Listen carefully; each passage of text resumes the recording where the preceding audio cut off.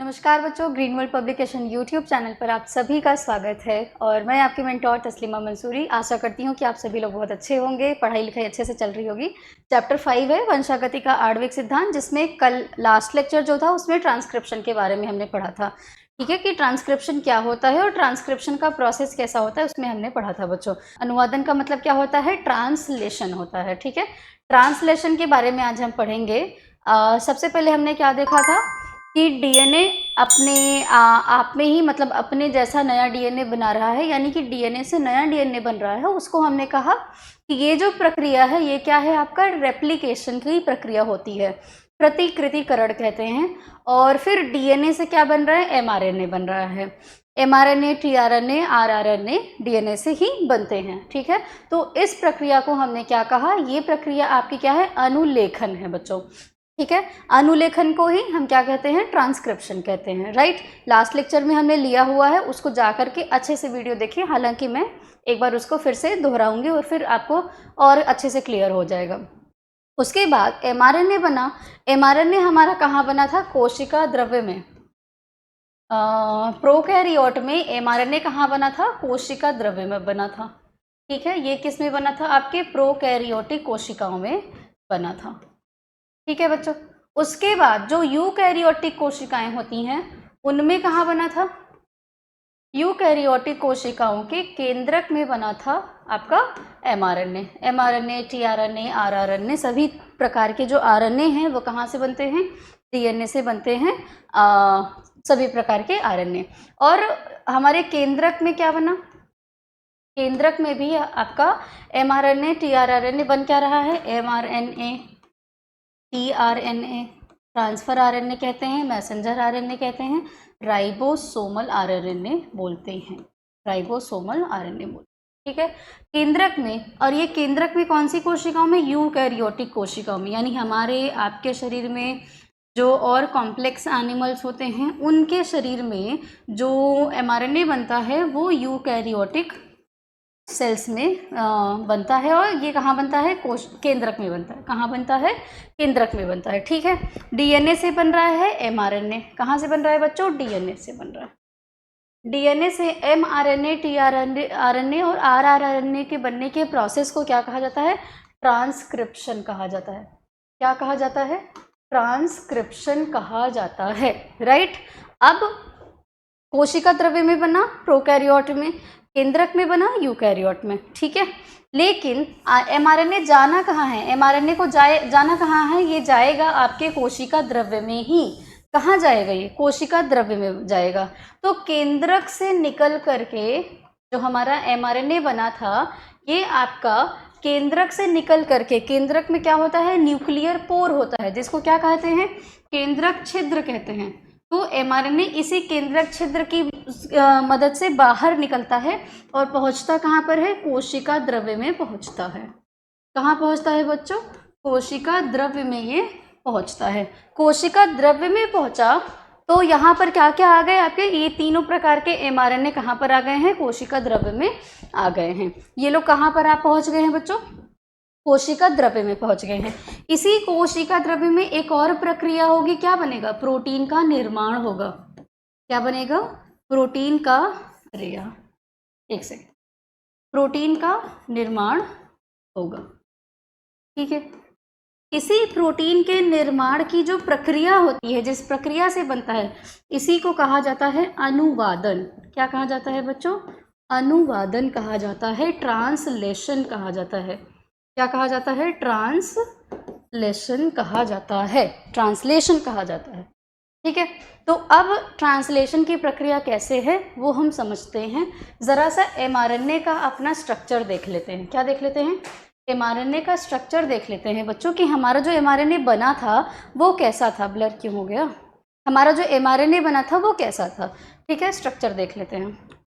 आइए, तो यूकैरियोट में जो प्रोकैरियोट में, एक बार बस ऐसे डिफरेंस हम साथ साथ में देखते जाएंगे तो थोड़ा सा दोनों क्लियर होता जाएगा। प्रोकैरियोट में जो हमारा एमआरएनए बना था ये बिल्कुल ठीक एमआरएनए बना था, मतलब इसको और ज़्यादा इसको मॉडिफाई करने की या बाकी चीज़ करने की, इसमें मॉडिफिकेशन की ज़रूरत थी नहीं हमको, क्योंकि और ये प्रोकैरियोट बना कहाँ पे, साइटोप्लाज्म में बना है, यानी आपकी कोशिका द्रव्य में बना। कहाँ पर बना, कोशिका द्रव्य में बना। उसके बाद हमारा जो mRNA था, जो हमारे शरीर में यानी यूकैरियोट की कोशिकाओं में जो mRNA बना, ये mRNA हमारा क्या था, इसमें हल्का सा मॉडिफिकेशन की ज़रूरत थी। ये वाला mRNA आपका जो केंद्रक में बना था, इसको हमने कहा कि ये हमारा HNRNA है। कैसा है बच्चों, HNRNA है, हेट्रोजीनस RNA है। इसी को प्रीकर्सर ऑफ mRNA कहा जाता है या प्राइमरी mRNA इसको कहा जाता है। ठीक है, ये अलग अलग इसके नाम हैं। अब इस HNRNA में थोड़ा सा मतलब ये वाला जो RNA है ना, इसमें हल्का सा मॉडिफिकेशन करना है। क्या करना है, इसमें कुछ अलग दो प्रकार के खंड मिले हुए हैं। जो ये जेनेटिक खंड है ना, जो जेनेटिक कोड्स हमारे बेसिकली हैं, ये दो प्रकार के हैं। इसमें से कुछ एक्टिव है, कुछ इनएक्टिव थे। तो जैसे ये मान लेते हैं, ये जो ब्लैक वाला पार्ट यहाँ से यहाँ तक का दिख रहा है, ये वाला इनएक्टिव है। इधर से ये वाला जो ब्लैक कलर का पार्ट यहाँ से यहाँ तक दिख रहा है, इसको अच्छे से कवर कर दूँ, हाँ, ये वाला क्या है, इनएक्टिव है। इसी तरह से ये वाला थोड़ा सा इधर पे, ये वाला जो पार्ट है आपका, ये भी क्या है बच्चों, इनएक्टिव है। ठीक है, और इसके अलावा और क्या किया जा रहा था, और यहाँ पे किनारों पर हमने क्या किया, दो चीज़ें जोड़ा। किनारों पर क्या किया, दो चीज़ें जोड़ दिया। क्या जोड़ दिया, यहाँ पर हमने लगाया एक टोपी। क्या लगा दिया बच्चों, टोपी लगा दिया, जिसको कैपिंग कहते हैं। इस mRNA के ये है आपका 5 प्राइम वाला किनारा, और ये वाला कौन सा किनारा है, 3 प्राइम वाला किनारा। ठीक है, तो इस 5 प्राइम वाले किनारे पर क्या किया हमने, टोपी लगा दिया। इसी प्रक्रिया को क्या कहा जाता है बच्चों, कैपिंग कहा जाता है। तो 5 प्राइम पर हमने कुछ मॉलिक्यूल का क्या किया, जोड़ दिया, टोपी लगा दिया, उसको क्या कहा जाता है, कैपिंग कहा जाता है। और कैपिंग लगा किसका रहे हैं, methyl GTP, methyl guanosine triphosphate का। किसका लगा रहे हैं बच्चों, मिथाइल ग्वानोसिन ट्राइफॉस्फेट। ठीक है, GTP का लगा रहे हैं, मिथाइल ग्वानोसिन ट्राइफॉस्फेट का हम क्या लगा रहे हैं, कैपिंग कर रहे हैं। ठीक है, और इस तरफ हम क्या कर रहे हैं, पूंछ की तरफ क्या कर रहे हैं, मतलब यहाँ पर हम बहुत सारे एडेनिन को क्या कर रहे हैं, जोड़ रहे हैं। और ये एडेनिन आपके कितने हैं, 200 से 300 नंबर में हैं आपके एडेनिन, इसीलिए इनको क्या कहा जाता है, पॉली एडिनाइलेट कहा जाता है। क्या कहा जाता है, पॉली एडिनाइलेट, ये हैं आपके। और इनको क्या कहा जाता है, टेलिंग किया जाता है बच्चों। क्या कहा जाता है, क्योंकि पूंछ पर बहुत सारे एडेनिन लगाए जाते हैं, इसीलिए इस प्रक्रिया को क्या कहा जाता है, टेलिंग कहा जाता है। और इसको हम किस नाम से जानते हैं, पॉली ए टेल बोलते हैं बच्चों। क्या कहते हैं इसको, पॉली ए टेल कहते हैं। ये ए क्या है आपका, एडेनिन लगा हुआ है जो, और बहुत सारे एडेनिन लगे हुए हैं, इसीलिए इसको क्या कहा जाता है, पॉली ए टेल कहा जाता है। ठीक है, इतनी बात क्लियर हो गई। अब क्या किया जाएगा, हमने 5 प्राइम पर लगा दिया, कैप लगा दिया, इधर 3 प्राइम पर किनारे की तरफ, पूंछ की तरफ क्या लगा दिया, बहुत सारे एडेनिन्स लगा दिया, एडेनिन का पूंछ लगा दिया, इसीलिए हमने इसको क्या कहा, पॉली ए टेल बोला, और इस प्रक्रिया को क्या कहा, टेलिंग कहा।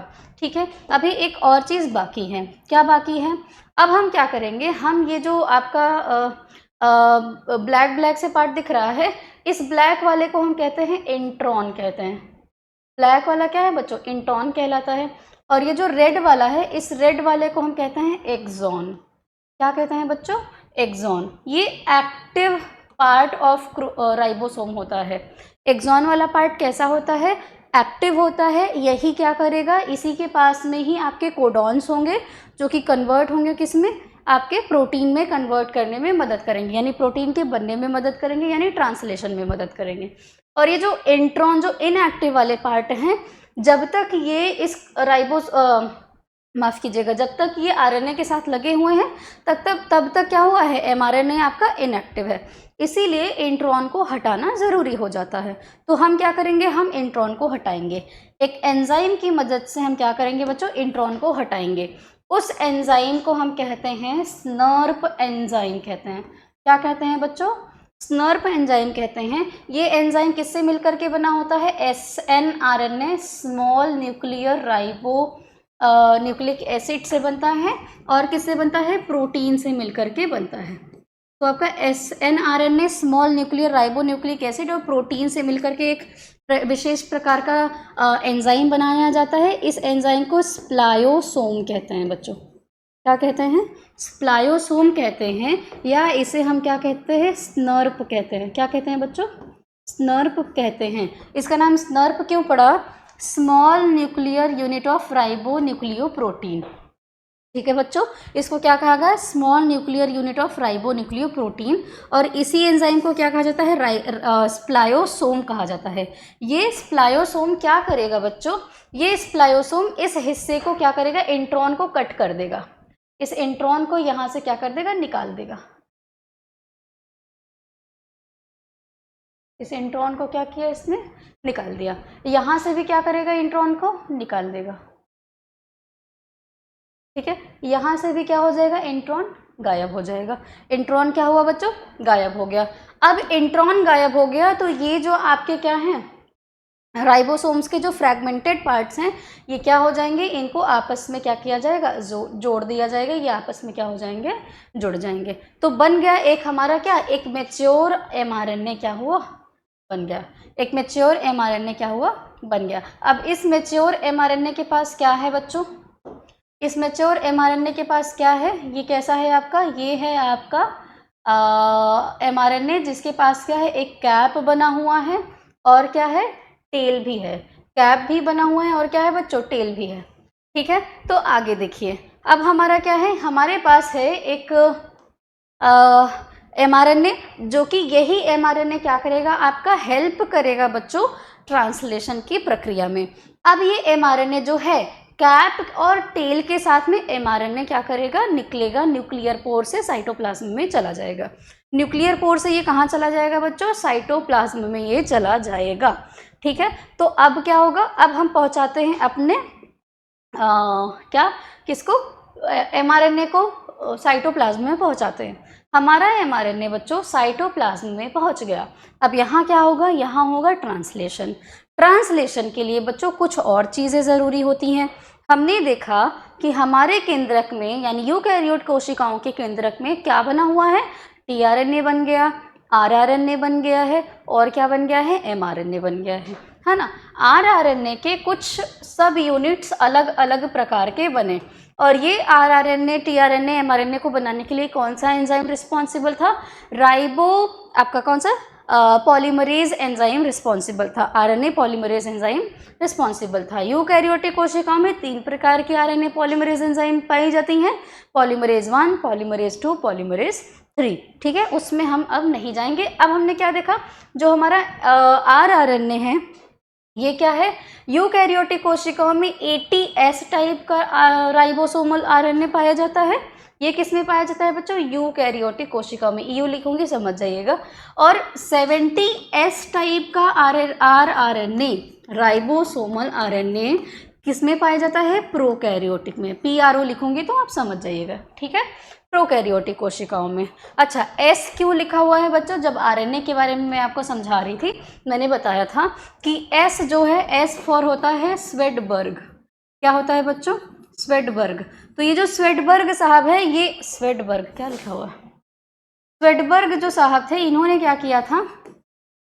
इन्होंने ही आरएनए के जो अलग अलग पार्टिकल्स थे, इन्होंने देखा कि सेंट्रीफ्यूगेशन कराने पर किस रेट से ये आकर के तली पर बैठते हैं, टेस्ट ट्यूब की तली पर सेडिमेंट होते हैं। जिस रेट पर ये सेडिमेंट हो रहे हैं उसी को इन्होंने कहा स्वेडबर्ग यूनिट, और उसको रिप्रेजेंट किया था एस से। ठीक है, उसको रिप्रेजेंट किससे किया था? एस से रिप्रेजेंट किया था। यानी कि प्रोकैरियोट में जो आपका राइबोसोम के पार्टिकल्स थे वो 70S की रेट से सेडिमेंट हो रहे थे, तली पर बैठ रहे थे। ठीक है, अब केंद्रण कराने पर यानी सेंट्रीफ्यूगेशन कराने पर 80S जो राइबोसोम का यूनिट दिख रहा है यूकैरियोट की कोशिकाओं में, ये जो सेंट्रीफ्यूगेशन कराया, अब केंद्रण कराया, तो ये पार्टिकल्स क्या हुए? ये आपके जो टेस्ट ट्यूब की तली है या जो भी कंटेनर लिया होगा,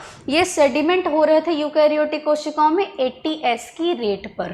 ठीक है, लेकिन जब राइबोसोम के छोटे और बड़े पार्टिकल को अलग किया इन्होंने।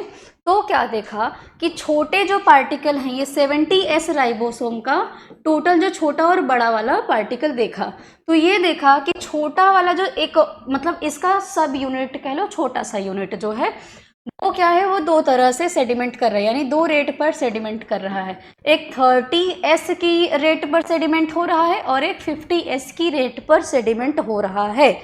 इसीलिए इसको क्या कहा जाता है, एस को सेडिमेंटेशन कोफिशिएंट भी बोला जाता है।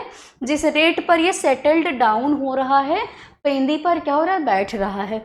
ठीक है, तो 70S का जो छोटा वाला पार्टिकल था वो 30S की रेट से सेटल डाउन हो रहा था, बैठ रहा था, और बड़ा वाला जो पार्टिकल था वो 50S की रेट पर सेटल डाउन हो रहा था। इसी तरह से यूकैरियोटिक कोशिकाओं में जो छोटा वाला पार्टिकल था वो 40S की रेट से सेटल डाउन हो रहा था, और बड़ा वाला जो पार्टिकल था वो 60S की रेट से सेटल डाउन हो रहा था।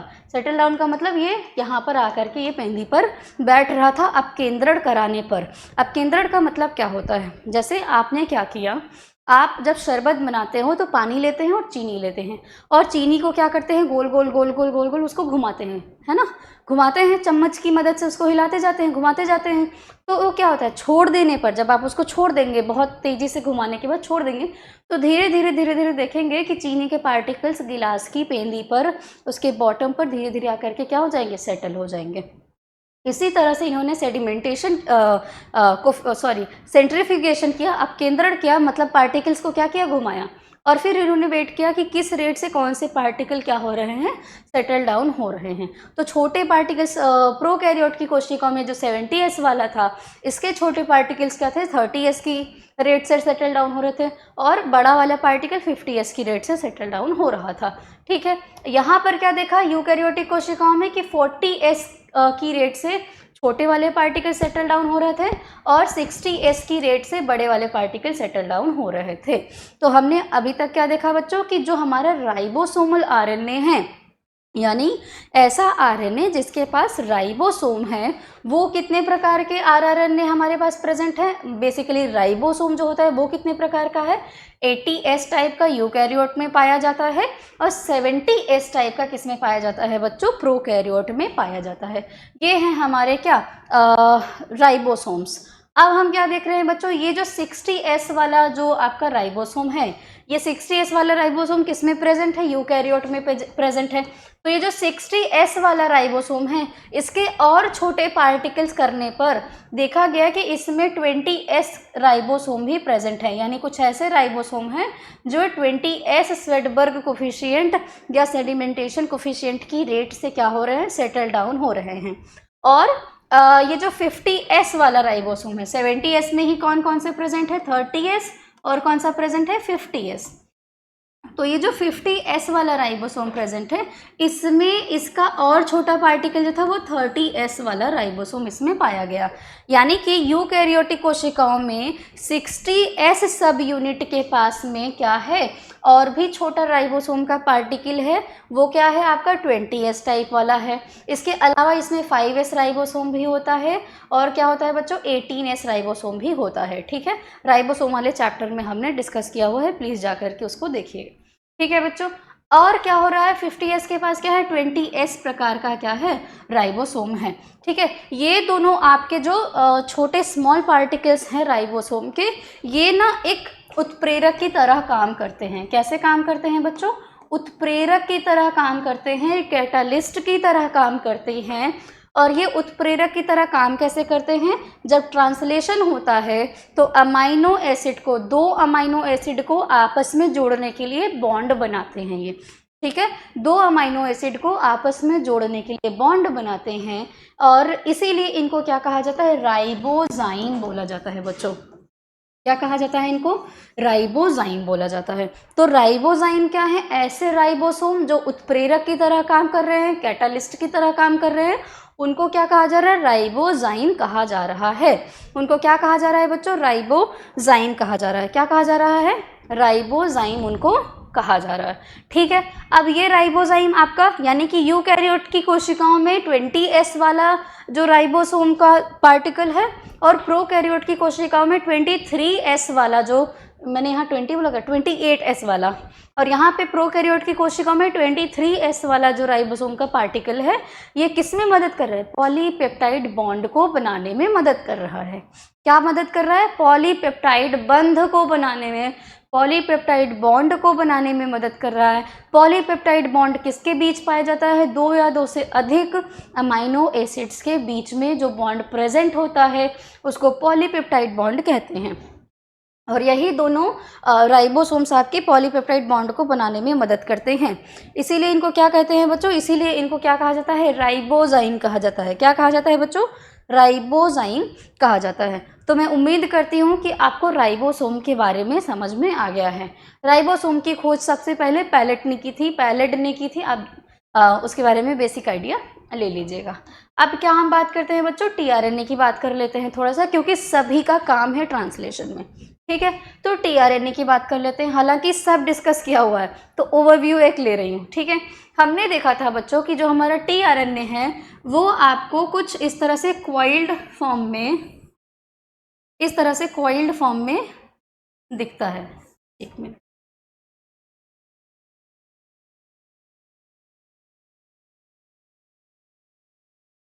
क्लोवर लीफ मॉडल कहते हैं। ये वाला जो शेप है टीआरएनए का, एक सेकेंड, ये वाला जो शेप है टीआरएनए का, इसको क्या कहते हैं बच्चों? क्लोवर लीफ मॉडल कहते हैं। क्या कहते हैं बच्चों? क्लोवर लीफ मॉडल इसको कहा जाता है। ये वाला कौन सा साइड है बच्चों? एंटीकोडॉन साइट है। कौन सा साइट है? एंटीकोडॉन साइट है। ये वाला कौन सा साइड है बच्चों? टी साइज सी वाला साइड है, जहाँ पर क्या आके लगता है? राइबोसोम आपका अटैच्ड होता है। कौन अटैच्ड होता है? राइबोसोम अटैच्ड होता है, इसीलिए इसको राइबोसोम साइड या राइबोसोमल आर्म कहते हैं। यहाँ पर आपके क्या होते हैं बच्चों? यहाँ पर आपके अमाइनो एसिड की मदद से क्या अटैच्ड होते हैं? अमाइनो एसिड अटैच्ड होता है। क्या अटैच्ड होता है? अमाइनो एसिड अटैच्ड होता है। यहाँ पर भी क्या होता है बच्चों? ये आपका कौन सा साइड है? डी साइड, DHU साइड है ना, डाईहाइड्रो यूरेसिल साइड वाला जो होता है ये आपका, ये क्या है? DHU साइड है। और यहाँ पर भी क्या अटैच्ड होता है? अमाइनो एसिड के अटैचमेंट का ये साइड है। अमाइनो एसिड के अटैचमेंट का ये साइड होता है। और यहाँ पर क्या है? एंटीकोडॉन क्यों कहा जा रहा है बच्चों? क्योंकि यहाँ पर हमारा यही वाला साइड क्या होता है? mRNA से अटैच्ड होता है। टीआरएनए का ये वाला साइड क्या होता है? mRNA से अटैच्ड होता है। कैसे अटैच होता है बच्चों? हमारे mRNA के पास क्या होता है? कुछ कोडॉन्स प्रेजेंट होते हैं। क्या होते हैं? कुछ कोडॉन्स क्या होते हैं? ये mRNA रखता है। इन्हीं कोडॉन का एंटी कोडॉन क्या होता है? CAG, और ये क्या हो जाएगा? UCC। एक मिनट, UAC ना, UAC। तो ये क्या है? इसका कॉम्प्लीमेंट्री कोडॉन किसके पास होता है? टीआरएनए के पास होता है। इसका कॉम्प्लीमेंट्री कोडॉन किसके पास होगा बच्चों? ये वाला कॉम्प्लीमेंट्री कोडॉन किसके पास होगा? टीआरएनए के पास होगा। UAC वाला कोडॉन टीआरएनए के पास होगा। और यहाँ पर AUG वाला प्रेजेंट है, ये mRNA का साइड है। तो इसीलिए क्या कहते हैं? टीआरएनए के इस वाले साइड को एंटीकोडॉन साइड कहते हैं। और यही वाला साइड आकर के क्या करता है? किससे? mRNA से क्या करता है? अटैच्ड होता है, mRNA से जुड़ता है। यहाँ पर क्या प्रेजेंट होता है बच्चा? आपका राइबोसोम प्रेजेंट होता है। तो जब ये टीआरएनए क्या कैरी करता है? टीआरएनए कैरी करता है अमाइनो एसिड को भी। किसको कैरी करता है बच्चों? अमाइनो एसिड को भी कैरी करता है, ठीक है। mRNA से आकर के टीआरएनए क्या करेगा? जुड़ेगा। और उसके बाद दूसरा वाला भी टीआरएनए एक कोड को लेकर के आएगा, mRNA से जुड़ेगा। और उसके बाद क्या होगा? एक दूसरा निकलेगा और जो अमाइनो एसिड है उसको क्या करेगा? दूसरे वाले टीआरएनए के अमाइनो एसिड से कौन जोड़ने का काम करेगा? यही आपके राइबोसोम जोड़ने का काम करेंगे। तो ये वाला जो मॉडल है हमारा, इसको क्लोवर लीफ मॉडल कहते हैं बच्चों। क्या कहते हैं इसको? क्लोवर लीफ मॉडल कहते हैं। ये आपका 2D स्ट्रक्चर होता है टीआरएनए का, ठीक है। जब इसको आप 3D में देखेंगे तो ये आपको इस तरह से कुछ इन्वर्टेड एल के शेप में दिखाई देगा। ये किस तरह से दिखाई देगा? इन्वर्टेड एल के शेप में दिखाई देगा, यही वाला टीआरएनए। ठीक है, तो ये क्या है? 3D मॉडल है। ये क्लोवर लीफ मॉडल कैसा है? 2D मॉडल टीआरएनए का है बच्चों। जब इसको 3D मॉडल में आप देखेंगे तो ये इन्वर्टेड एल के शेप में दिखाई देता है। ठीक है, ये ऐसा क्वाइल्ड सा क्यों हो जाता है? क्यों इस तरह से क्वाइल्ड हो जाता है? क्योंकि टीआरएनए के पास क्या होता है, जो जेनेटिक कोड्स होते हैं बच्चों, ये क्या करता है, ये अपने पास में कोडॉन एंड एंटी कोडॉन दोनों रखता है। तो दोनों क्या करते हैं? कॉम्प्लीमेंट कर जाते हैं इस तरह से। ये क्या कर जाएगा, इसके पास लेट्स से कि ये वाला AUG वाला है, अब यहाँ पर क्या है, UAC वाला है, तो यहाँ पर क्या हो जाएगा, ये इस तरह से क्वाइल्ड हो जाएगा। इसीलिए टीआरएनए का शेप कैसा हो जाता है? इस तरीके से हो जाता है। तो ये है हमारा टीआरएनए हो गया।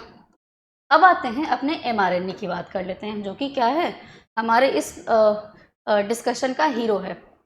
ठीक है, हमारा जो एमआरएनए होता है बच्चों, ये एमआरएनए के पास क्या होता है? कैप लगा हुआ है, राइट। यहाँ पर क्या लगा हुआ है बच्चों? टेल लगा हुआ है ना।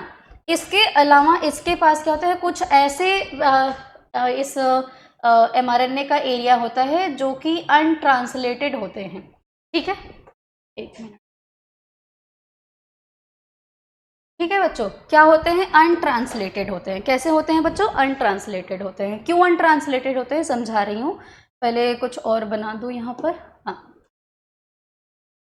यहाँ पर है हमारा AUG, यहाँ पर है हमारा यहाँ UAA है मान लीजिए। ठीक है, अब क्या है हमारा बच्चों? ये है हमारा कैप, ये क्या है हमारा? टेल। ठीक है, ये क्या है? UTR। ये UTR क्या है? Untranslated region. ठीक है बच्चों, इस AUG को क्या कहते हैं बच्चों? इनिशिएशन कोडॉन है हमारा, इनिशिएशन कोडॉन है। और ये क्या है आपका? UAA स्टॉप कोडॉन है। ओखरे नाम क्या है इसका? ओखरे स्टॉप कोडॉन। ठीक है बच्चों, अच्छा ये क्या हो गया? ये है आपका कैप, इधर पे क्या है? टेल।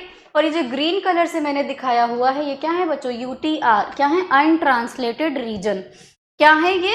Untranslated region. इसके अलावा इस पर इस तरह से क्या है? बहुत सारे कोडॉन्स क्या हैं बच्चों? प्रेजेंट हैं। ठीक है, UG कर दीजिए, UG कर दीजिए। इस तरह से एमआरएनए पर क्या है बच्चों? बहुत सारे कोडॉन्स क्या हुए हैं? लगे हुए हैं। ठीक है, एमआरएनए का वो एरिया जहाँ पर कोई, यहाँ पर क्या है, कोई भी ऐसा कोडॉन प्रेजेंट नहीं है और ये किसी भी प्रोटीन के लिए कोड नहीं करता है, इसीलिए इस एरिया को क्या कहते हैं? अनट्रांसलेटेड रीजन कहते हैं। एमआरएनए का वह क्षेत्र या एमआरएनए का वह एरिया जहाँ पर कोई भी कोडॉन प्रेजेंट नहीं होता है या फिर वो कोडॉन किसी भी प्रोटीन के लिए कोड नहीं करते हैं, तो उनको, उस एरिया को क्या कहा जाता है? UTR कहा जाता है, अनट्रांसलेटेड रीजन कहा जाता है। ठीक है, ज़रूरी नहीं कि सारे के सारे एमआरएनए के कोडॉन्स ही या सारे के सारे जीन्स ही आपके प्रोटीन के लिए कोड करें, तो इसीलिए उस एरिया को क्या कहा जाता है? अनट्रांसलेटेड रीजन कहा जाता है। AUG क्या है बच्चों? हमारा इनिशिएशन कोडॉन है। ये क्या है बच्चों? आपका इनिशिएशन कोडॉन है।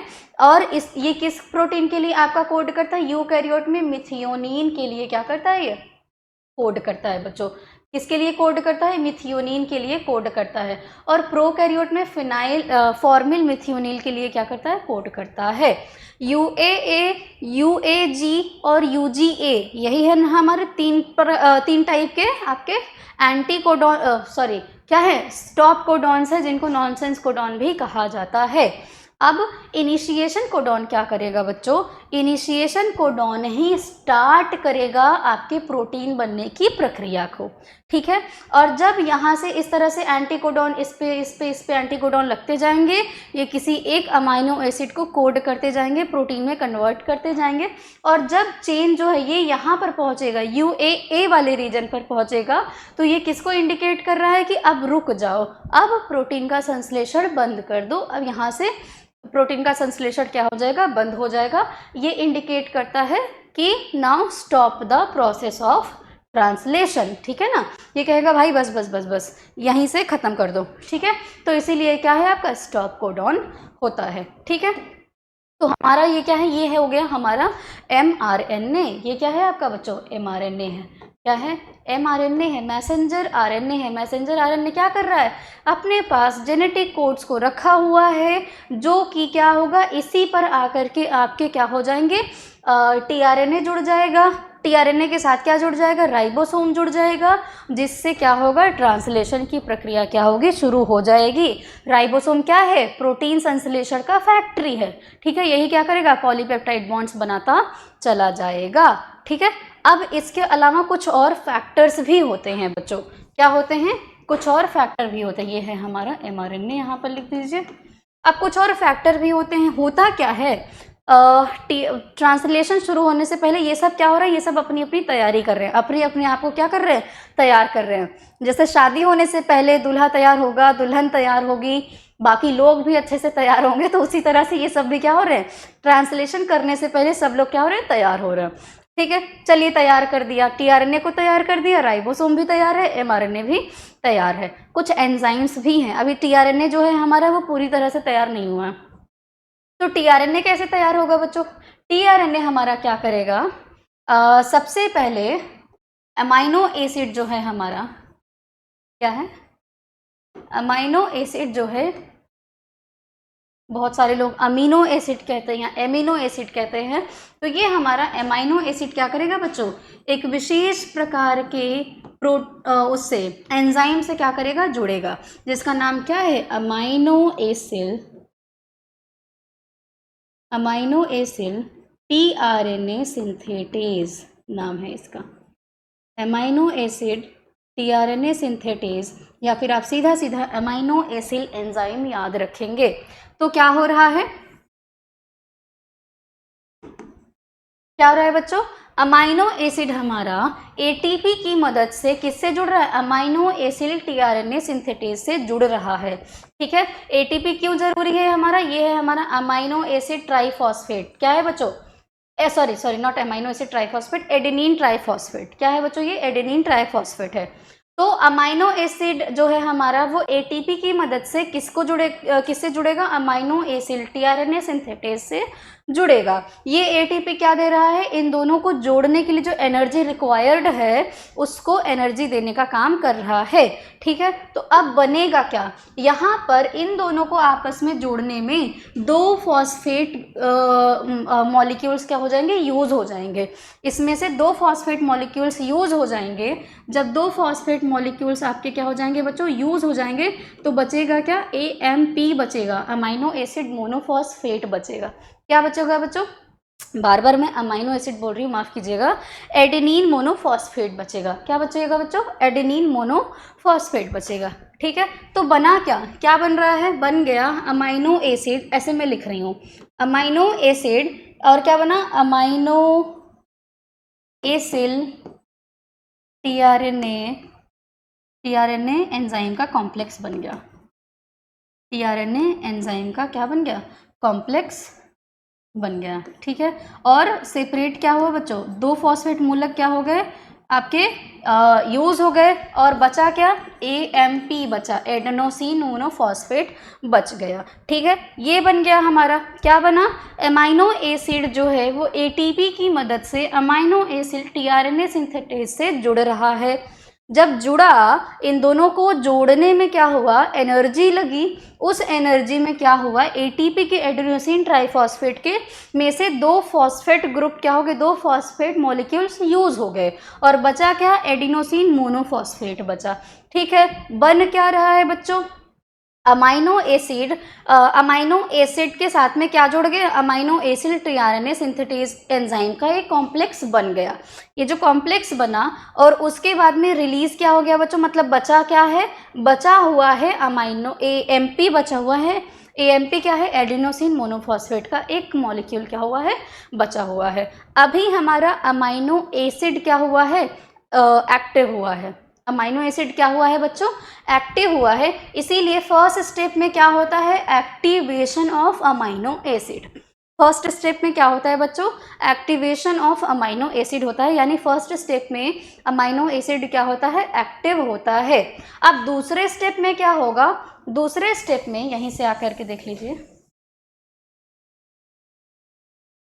दूसरे स्टेप में क्या हो रहा है बच्चों, ये जो बना हुआ था, क्या बना हुआ है, अमाइनो एसिड और अमाइनो एसिल टीआरएनए सिंथेटेज वाला जो एंजाइम कॉम्प्लेक्स बना था, ये क्या होगा बच्चों, ये आपका जुड़ेगा किससे, ये आपका जुड़ेगा, और क्या बना था, एएमपी बना था, और इस ये क्या करेंगे, ये जुड़ेंगे टीआरएनए से। ये किससे जुड़ेंगे बच्चों, टीआरएनए से। टीआरएनए से बेसिकली जुड़ेगा क्या, टीआरएनए से सिर्फ और सिर्फ आकर के जुड़ेगा अमाइनो एसिड। टीआरएनए से सिर्फ और सिर्फ किसको जोड़ना है, अमाइनो एसिड को जोड़ना है। तो यहाँ से क्या होगा बच्चों, यहाँ से हमारा टीआरएनए और अमाइनो एसिड जुड़ जाएंगे। टीआरएनए और कौन जुड़ेगा बच्चों, अमाइनो एसिड जुड़ेगा। तो यहाँ बना क्या, ऐसे बनाइए आप, यहाँ से क्या बना, टीआरएनए और अमाइनो एसिड आपस में क्या हो गए, जुड़ गए, और ये दोनों सभी क्या हो गए, एएमपी अलग हो गया, अमाइनो एसिड टीआरएनए सिंथेटेज सब क्या हो गए, अलग हो गए। तो अमाइनो एसिड टीआरएनए एंजाइम जो था, ये क्या हो गया, अलग हो गया, ये भी अलग हो गया। और क्या अलग हो गया बच्चों, एडिनोसिन मोनोफॉस्फेट भी क्या हो गया, अलग हो गया। ठीक है, इन्होंने क्या किया, इन्होंने बस अमाइनो एसिड टीआरएनए सिंथेटेज का काम क्या था, अपने साथ अमाइनो एसिड को जोड़ना था, ताकि इस अमाइनो एसिड को किससे जोड़ा जा सके, टीआरएनए से जोड़ा जा सके। तो सेकेंड स्टेप में हम क्या देख रहे हैं कि अमाइनो एसिड हमारा टीआरएनए से जुड़ गया, और एक जो बाकी जो चीज़ें थी, जो बाकी मॉलिक्यूल्स थे, वो सभी क्या हो गए, अलग हो गए। अलग क्या हो गया, अमाइनो एसिड अलग हो गया, एएमपी क्या हो गया, अलग हो गया। अब यहाँ पर बचा क्या, क्या बच रहा है, अमाइनो एसिड और टीआरएनए आपस में क्या हो गए, जुड़ गए हैं। अमाइनो एसिड और टीआरएनए आपस में क्या हो गए हैं, जुड़ गए हैं। मिला क्या बच्चों हमको, अमाइनो एसिड और टीआरएनए, ये दोनों आपस में क्या हो गए हैं, जुड़े हुए हैं। हमने देखा था स्ट्रक्चर, याद कीजिए। तो अमाइनो एसिड आकर के किससे जुड़ गया, टीआरएनए से जुड़ गया, ये बन गया, ये है हमारा चार्ज टीआरएनए। कौन है बच्चों, ये चार्ज्ड टीआरएनए। हमारा टीआरएनए क्या हो गया, चार्ज हो गया है। अब चार्ज्ड हो चुका है, कैसा हो चुका है, चार्ज्ड हो चुका है हमारा टीआरएनए। ठीक है, टीआरएनए कैसा हो चुका है, चार्ज्ड हो चुका है। ठीक है, amino acid positively charge carry करता है, आप टीआरएनए नेगेटिवली चार्ज कैरी करते हैं, आपस में ये आकर के जुड़ गए हैं, एंड चार्ज टीआरएनए हमारा हमको मिल गया है। यही चार्ज टीआरएनए क्या करेगा, ट्रांसलेशन की प्रक्रिया को स्टार्ट करेगा। क्या करेगा बच्चों, ट्रांसलेशन की प्रक्रिया को स्टार्ट करेगा। ठीक है, अब आते हैं, अब होगा क्या, अब मैं इन सबको इरेज करूंगी। अब हम स्टार्ट करेंगे हमारा क्या, टीआरएनए की प्रक्रिया को। ठीक है, कुछ और चीज़ें, थोड़ा सा एक दो और स्ट्रक्चर देख लेते हैं, फिर स्टार्ट करते हैं टीआरएनए की प्रक्रिया को। ये याद रखिएगा, ये स्टॉप कोडॉन है और ये क्या है, इनिशिएशन कोडॉन है। ठीक है, अब हम स्टार्ट करेंगे। स्टार्ट करने से पहले हमने डिस्कस किया कि हमारा जो राइबोसोम है, एक छोटा मॉलिक्यूल होता है, और क्या होता है बच्चों, एक बड़ा मॉलिक्यूल होता है। राइबोसोम कैसा होता है, एक छोटा मॉलिक्यूल होता है, और एक क्या होता है, बड़ा मॉलिक्यूल होता है। ऐसा ही हमने डिस्कस किया था, राइट। तो जो छोटा मॉलिक्यूल है बच्चों, ये है हमारा राइबोसोम। कैसा है, राइबोसोम है बच्चों। तो जो छोटा मॉलिक्यूल होता है बच्चों, इसके पास ना 3 साइड होते हैं। क्या होते हैं बच्चों, 3 साइड होते हैं। एक होता है ए साइड, एक होता है पी साइड, एक होता है ई साइड बच्चों। ये है ई साइड, ये है पी साइड, ये है ए साइड। ठीक है, इस ई साइड को कहा जाता है एग्जिट साइड। ई वाला जो साइड है, ये है एग्जिट साइड। पी वाला जो साइड है बच्चों, ये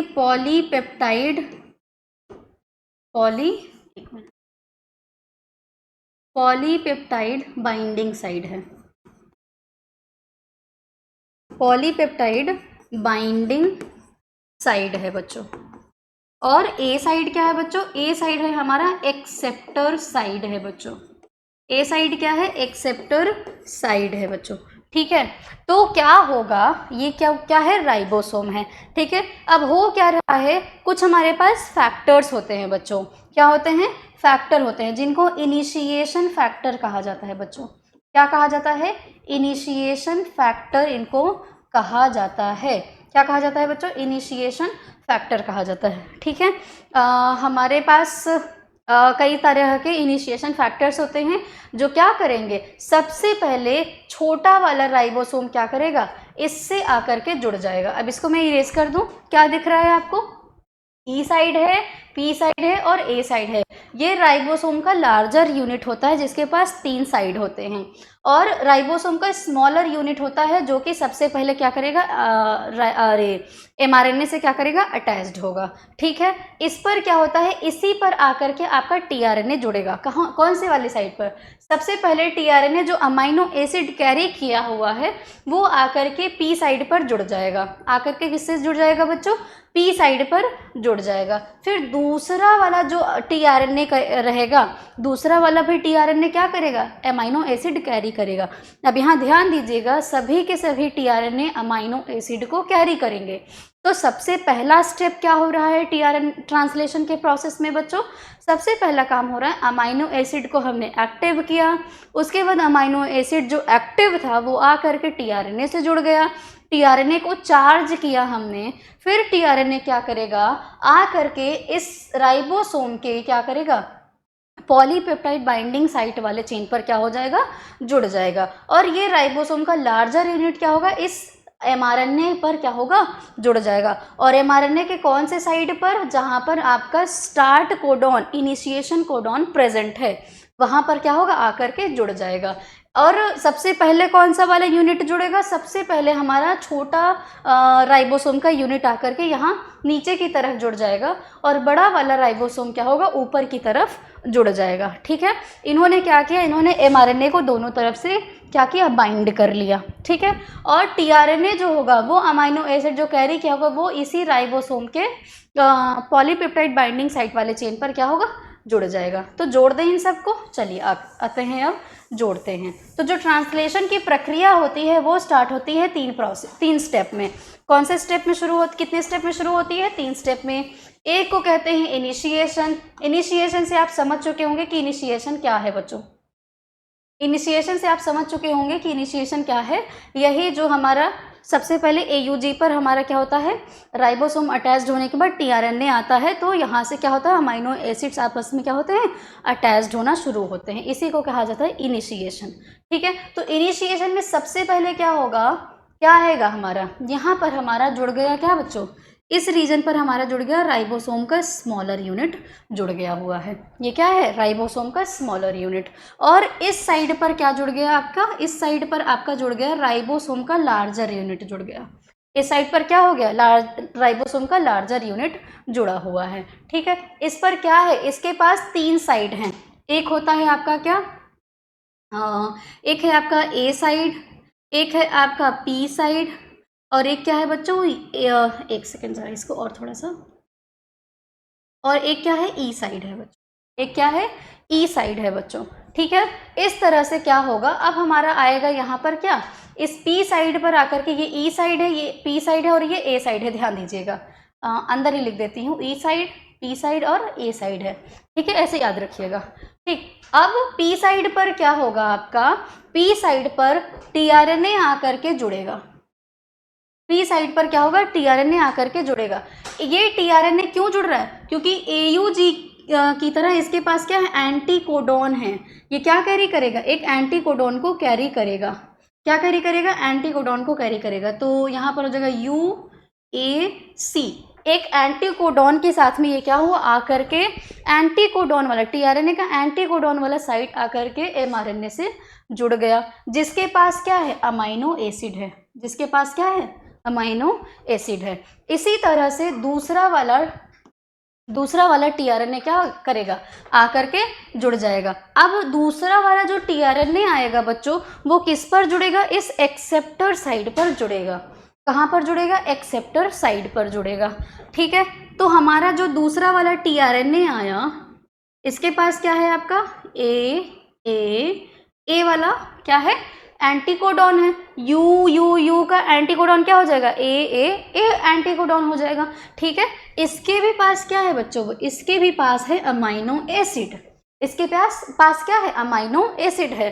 ठीक है, अब ये क्या करेगा, ये फिक्स्ड नहीं है, ये क्या करते रहते हैं, मूव करते रहते हैं। ये क्या करते रहते हैं बच्चों, मूव करते रहते हैं। ठीक है, तो अब क्या होगा, अब ये जो P वाला साइड है, क्योंकि ये इधर मूव करेगा और ये वाला इस तरफ मूव कर जाएगा, मतलब जो tRNA इधर आया है ये P साइड पर आ जाएगा और P साइड पर जो tRNA प्रेजेंट है वो E साइड पर आ जाएगा।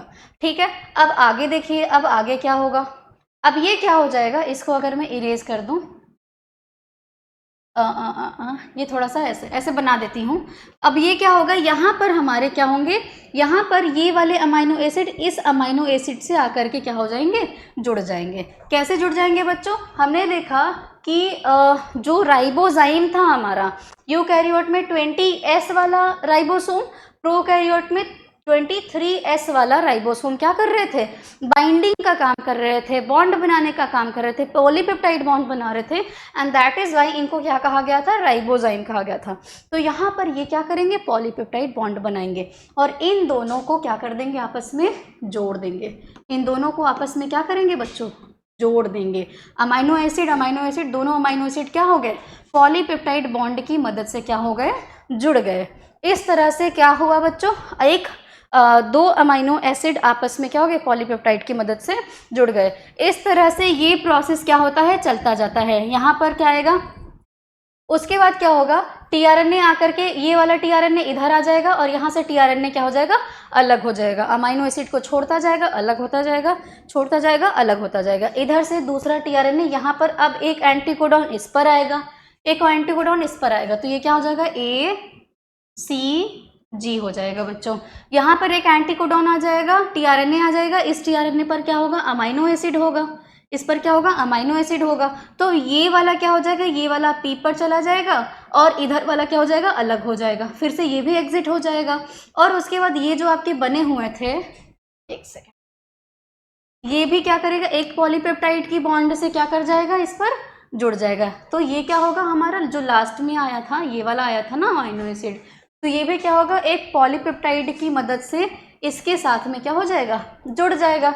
तो इस तरह से बहुत सारे ऐसे अमाइनो एसिड्स आपस में क्या होंगे, जुड़ते जाएंगे और एक लंबा सा पॉलीपेप्टाइड का चेन बन जाएगा।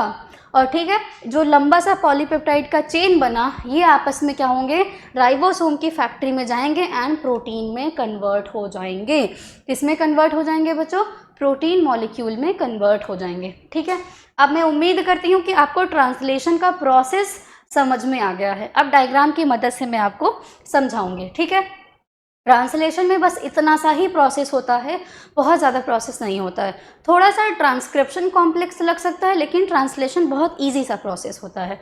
ठीक है, तो मैं आशा करती हूँ कि आपको ट्रांसलेशन समझ आया होगा। अब ज़रा सा डायग्राम की मदद से हम समझते हैं। देखिए, आइए,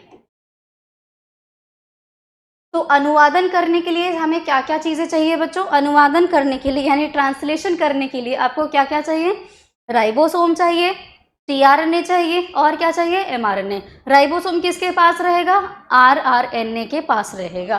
ठीक है बच्चों, तो ये देखिए, ये है हमारा mRNA का एक साइड है। ये क्या है बच्चों, mRNA का एक टेम्पलेट है। ये क्या है बच्चों, mRNA का एक टेम्पलेट है। ठीक है, ध्यान दीजिएगा, mRNA का एक टेम्पलेट है, यानी एक स्ट्रैंड है। इसको मान लेते हैं 5 प्राइम और इसको क्या मान लेते हैं 3 प्राइम बच्चों। ठीक है, ये देखिए बहुत सारे कोडॉन्स mRNA पर लगे हुए हैं। AUG जिसको स्टार्ट कोडॉन भी कहा जाता है, ये क्या है, मिथियोनिन है। इसी तरह से UUU, ACU, CAU, AGA, AGG, GGA, इस तरह से बहुत सारे क्या हैं। और ये क्या है, आपका स्टॉप कोडॉन है। स्टॉप कोडॉन क्या करेगा, ऐसे ये जुड़ते जाएंगे और यहाँ पर पहुँचेगा तो ये क्या हो जाएंगे, रिलीज हो जाएंगे बाय द रिलीजिंग फैक्टर। यहाँ पर क्या हो जाएगा, टीआरएनए क्या हो जाएगा, रिलीज हो जाएगा, और प्रोटीन मॉलिक्यूल जो पॉलीपेप्टाइड बॉन्ड बने थे वो क्या हो जाएंगे, अलग हो जाएंगे, अभी हम देखेंगे। ठीक है बच्चों, तो ये है आपका एमआरएनए का स्ट्रैंड, अलग अलग प्रोटीन के लिए क्या कर रहे हैं, ये कोड कर रहे हैं। ये मिथियोनिन है, ये फेनिलएलनिन है, ये आपका थ्रियोनिन है, हिस्टिडीन है, आर्जिनिन है, ग्लाइसिन है, ल्यूसीन है, इस तरह से बहुत सारे आपके प्रोटीन्स लगे हुए हैं। ठीक है, अब ये देखिए, ये है हमारा क्या, राइबोसोम का छोटा वाला साइड, स्मॉल राइबोसोमल सब यूनिट है बच्चों।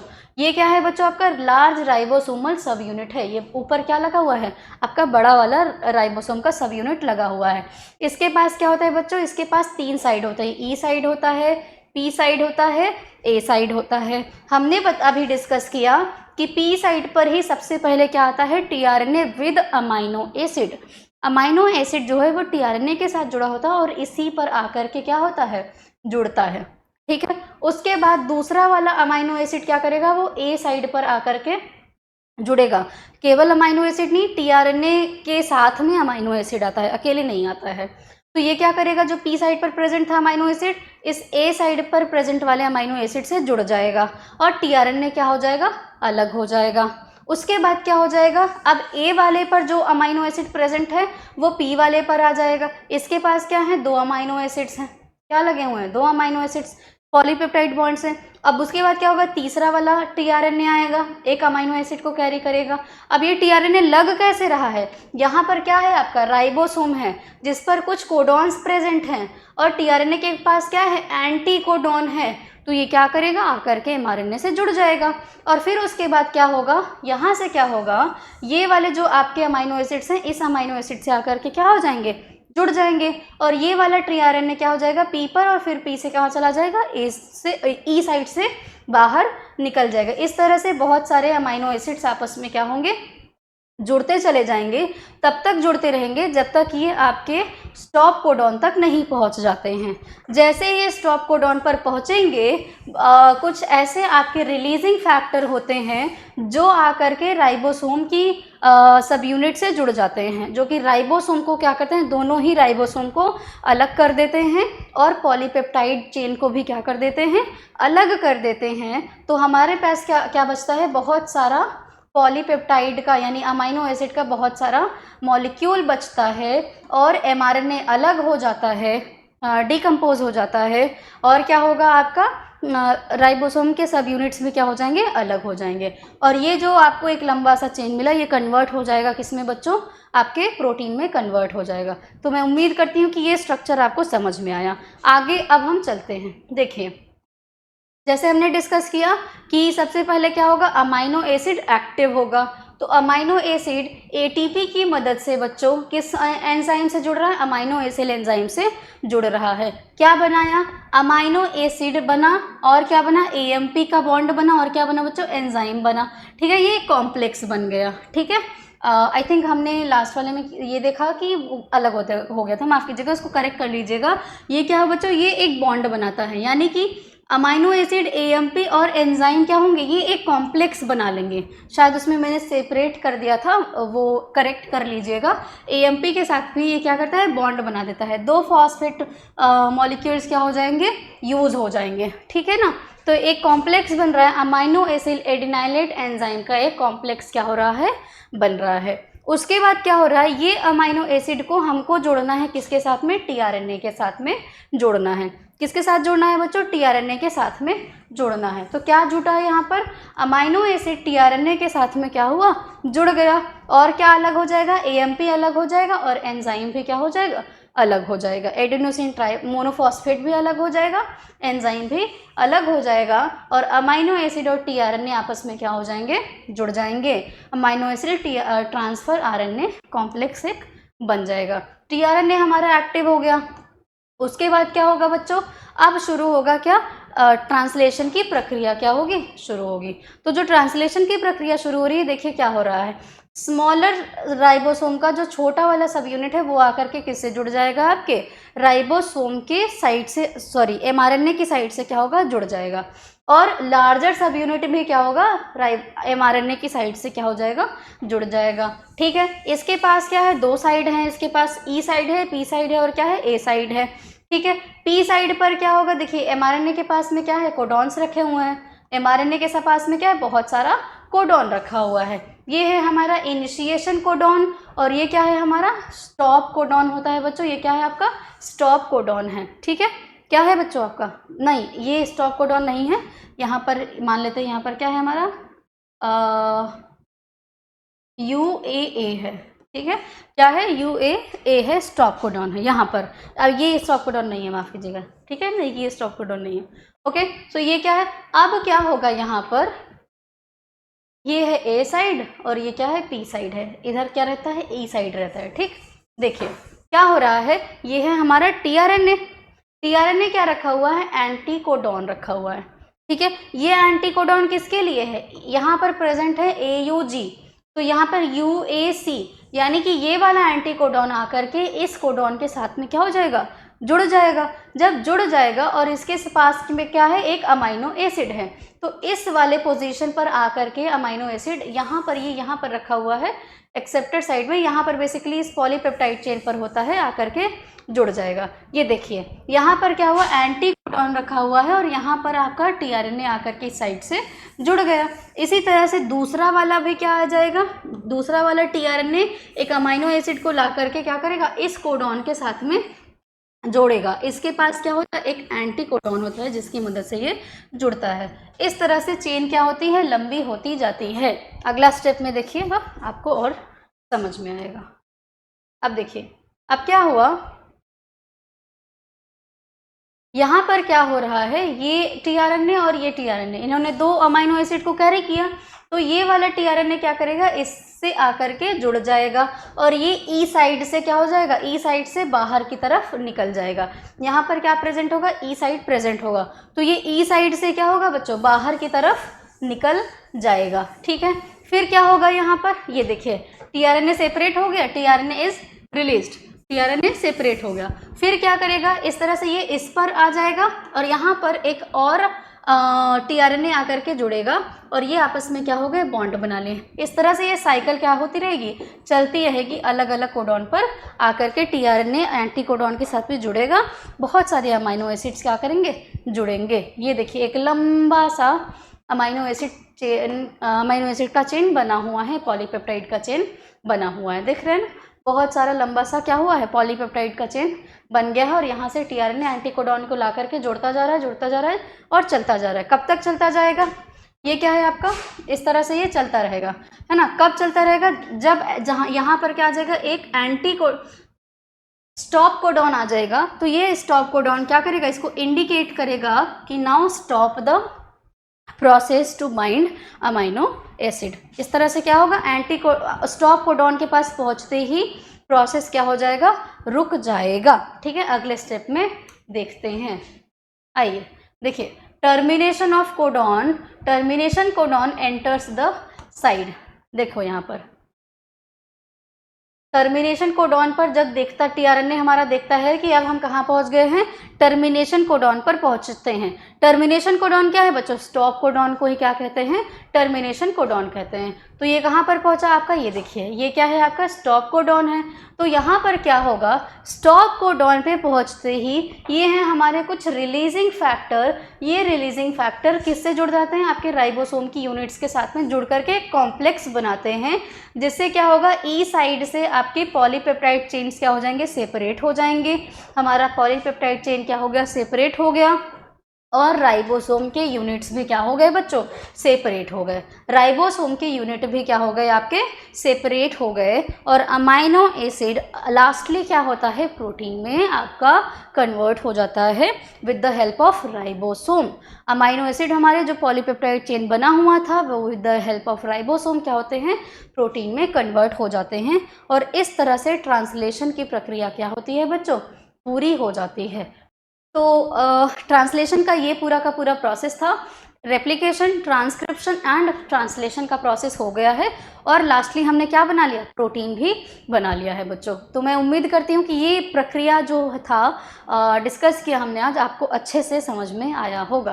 तो अच्छे से पढ़ते रहिए, अभी 2-3 टॉपिक्स और बचे इस चैप्टर में, वो भी कर लिया जाएगा, ठीक है। और उसके बाद आपका नेक्स्ट चैप्टर भी स्टार्ट किया जाएगा। तो अपना ख्याल रखते रहिए और पढ़ाई करते रहिए। बहुत बहुत धन्यवाद आप सभी लोगों का।